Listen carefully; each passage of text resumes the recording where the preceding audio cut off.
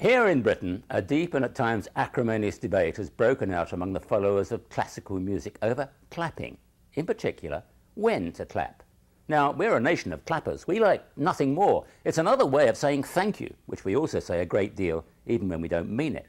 The trouble is that in the world of classical music, there is a time to clap and a time to be silent. But at the central event of London's classical music calendar called the Proms, the audience began applauding at the end of the first movement of Rachmaninoff's second piano concerto. Now, even worse, they did the same thing at the end of the second movement. The poor fools were unaware that the seasoned concertgoer sits in rapt silence until the whole thing is over, so as not to break the spell. Now, I am something of a musical Philistine. I prefer men with guitars to men with violins, so I have learned over the years never to applaud at classical concerts until all the others do. Effectively, I'm being told when I can applaud. And of course, that attitude of deference extends far beyond classical music. Is a painting a great work of art?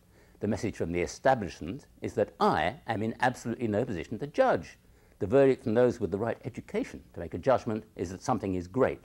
And so I find myself gazing at a Picasso, talking of what a wonderful artist he was, and actually reflecting the paintings are ugly old bits of nonsense.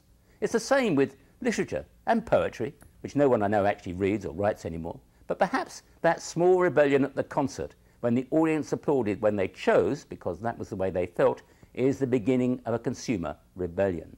Perhaps in future we'll no longer be afraid to express an opinion on music or art for fear of exposing our ignorance. Oh, and by the way, the Mona Lisa does nothing for me either.